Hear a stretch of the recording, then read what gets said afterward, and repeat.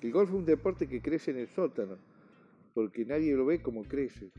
El básquet, hoy por ejemplo, que es otro deporte que yo conozco mucho, tiene una tercera parte de la cantidad de jugadores que tenía hace 20 años, y el golf debe tener más del doble o el triple de lo que tenía hace 20 años. Y ha tenido muy buenos jugadores, muy buenos jugadores, brillantes, ni hablar de Cabrera, ni hablar de Romero, yéndose mucho más atrás de Juan Gumercindo Quintero, de Antonio Cerdán, Río Cuartos, jugadores, los mismos hermanos Carbonetti, Roberto Mongucci. Es un deporte hermoso el golf, un deporte para gente corajuda. No se gana solo con habilidad, se gana con coraje, se gana con capacidad para superar la tensión de hacer bien lo que uno sabe hacer bien. Los anteriores que hubo a mí, que fueron periodistas en los medios gráficos, ¿no? Porque no había periodistas ni en radio ni televisión que escribieran de golf.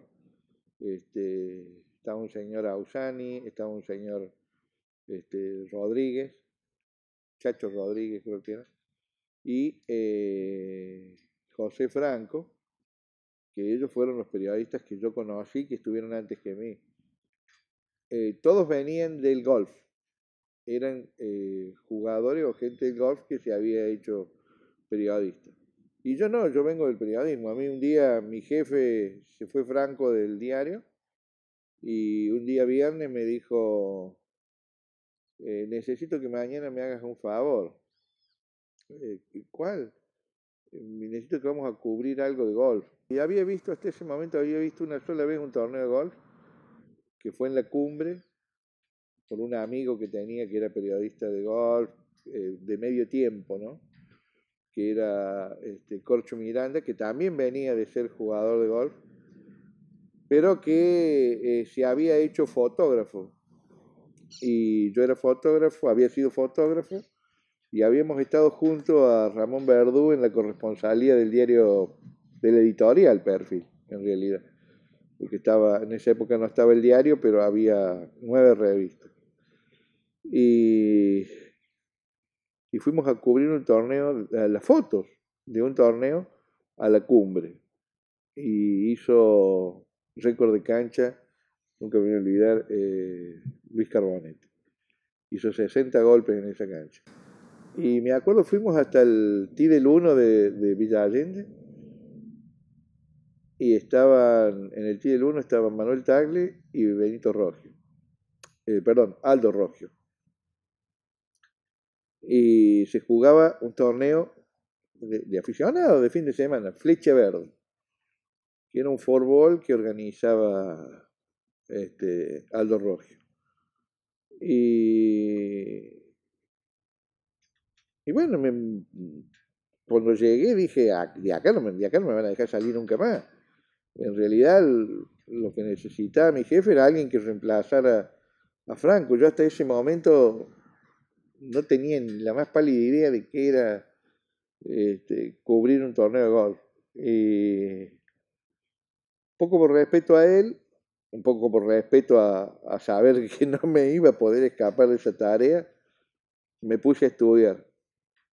Me pedí un libro de reglas. Hubo un jugador que me ayudó muchísimo en esa primera época, que fue Bernet, Eliseo Bernet, el Cheyo Bernet. Y él me fue contando quién era cada uno, qué hacía cada uno, cómo era cada golpe, cómo era un hoyo, qué era un hazard, qué era todo. Y empecé a caminar a la cancha. Y caminaba todos los fines de semana, daba por lo menos 1 o 2 vueltas a la cancha. Y empecé a juntarme más que nada, después de terminar los torneos, así, de sentarme a hablar con los jugadores. Hablaba mucho con los caddies. Conocí profesores, yo creo que el mejor profesor que hay en lo que he visto del golf, que José González, la Anguila González, además por su calidez humana y todo lo demás. Conocí a Alejo Romero, bueno, a Güenchi, a la gente de la cumbre, a Canacho, tipos que creo que son los que sostienen gran parte del espíritu, además de algunos aficionados, ¿no? Pero son los tipos que sostienen el espíritu de este deporte, ¿no? Nosotros copiamos muchos modelos europeos y estadounidenses, ¿no? Entonces, yo me acuerdo en el año 84 me tocó cubrir campeonato sudamericano de la cumbre, que salieron campeones Argentina, estaba Martín Lonardi, Paco Combes, y era una locura, una locura. Era algo supremo que un jugador ganara a ese nivel. No había jugadores, los únicos, todavía Romero no había logrado ninguna victoria importante a nivel internacional, había sí ganado acá en Argentina. Poco tiempo después vimos que algunos jugadores aficionados veían con muy buenos ojos convertirse en profesionales. Hasta ese momento no era bien visto que un aficionado se convirtiera en profesional. El único que había dado ese salto eran los hermanos Carbonetti, principalmente el Piri, Luis, que le había ganado a los profesionales. Es decir, que no era un jugador aficionado cualquiera, era un jugador aficionado de un altísimo nivel. Lo mismo Roberto Monguzzi, pero bueno, Roberto Monguzzi sucede un accidente que le arruina una rodilla. Después el negro, era Horacio Carbonetti, los hermanos Carbonetti eran como la perla negra del golf, porque eran profesionales, abogados, y se habían pasado al profesionalismo. O sea, no eran bien vistos. Con el paso de los años fue aspirándose a eso, ¿no? Y así empezaron a sucederse hubo una sucesión de jugadores que pasaron al profesionalismo, aficionados argentinos. Y empezó ahí a cambiar una idea, que hoy vemos que con el paso de los años, estamos hablando de casi 25 años atrás, en esa evolución todavía no se han visto grandes resultados. Sí se han visto buenos resultados porque hay jugadores aficionados que han ganado. Para hablar de los cordobeses, ¿no? El mismo chico de allá de Río Cuarto, claro, Clodomiro Carranza, el Mirito Carranza, después de acá Jorge Fernández Valdés. No, los jugadores han empezado a lograr éxito, no del nivel que pudieron lograr Cabrera o menor medida Romero, pero sí de un muy buen nivel. Pero a mí me sorprende, y lo he hablado con ellos, y ellos no tienen una respuesta, y creo que no, es muy difícil saberlo, yo tampoco la tengo. ¿Por qué se ha crecido tanto el nivel o no se ha logrado crecer a la par de aquellos jugadores?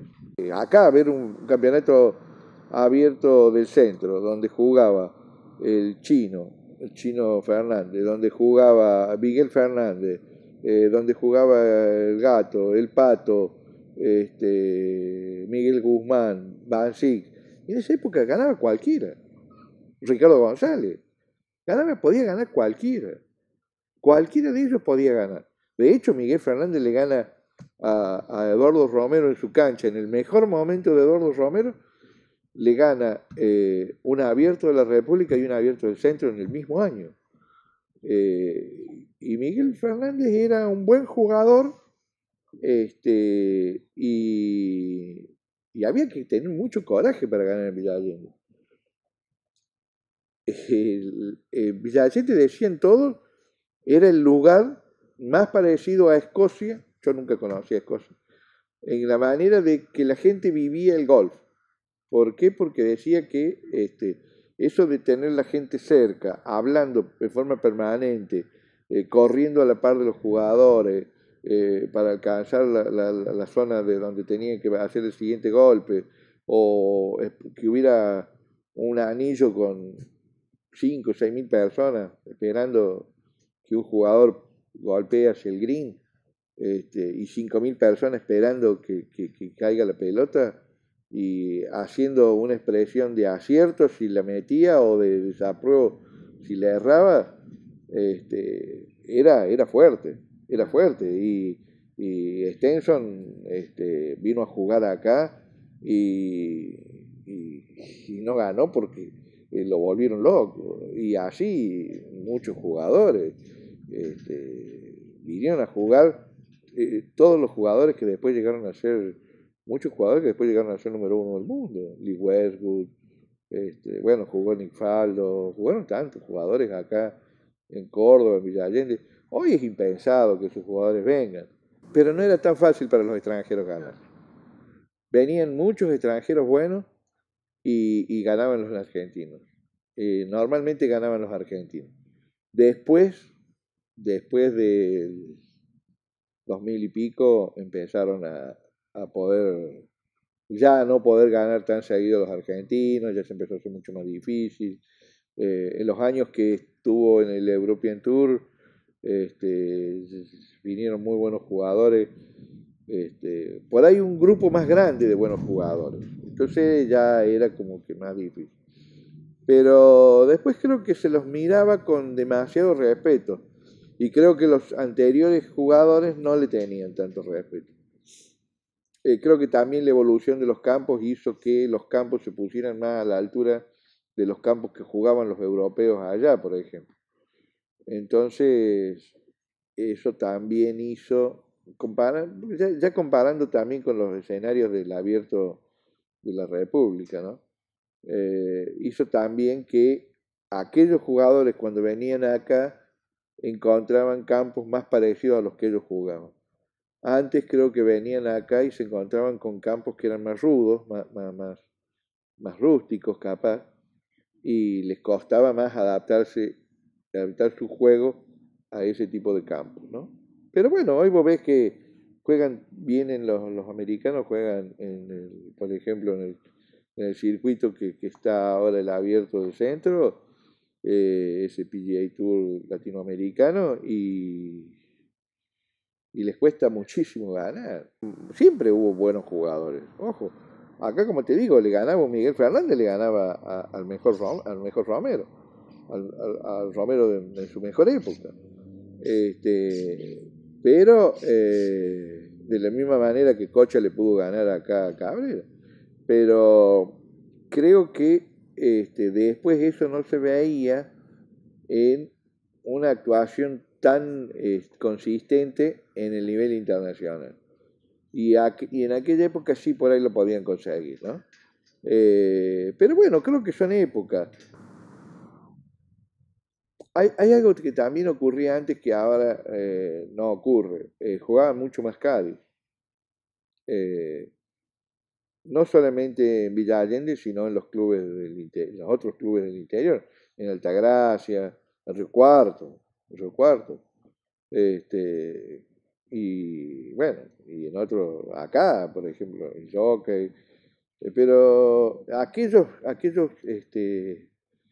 Cádiz jugadores que después se hacían profesionales y que eran, por ahí tenían otra perspectiva, como que si lograban superar aquel problema de personalidad que podía generarse por no ser de la misma condición económica que el resto de los jugadores con los que podía medirse, se medían cara a cara con los mejores aficionados, y eso los forjaba para después poder ser profesionales, ¿no? Y tenían ese hambre de saber que si hacían bien esto podían progresar en la vida y bueno, y lo conseguían. Algunos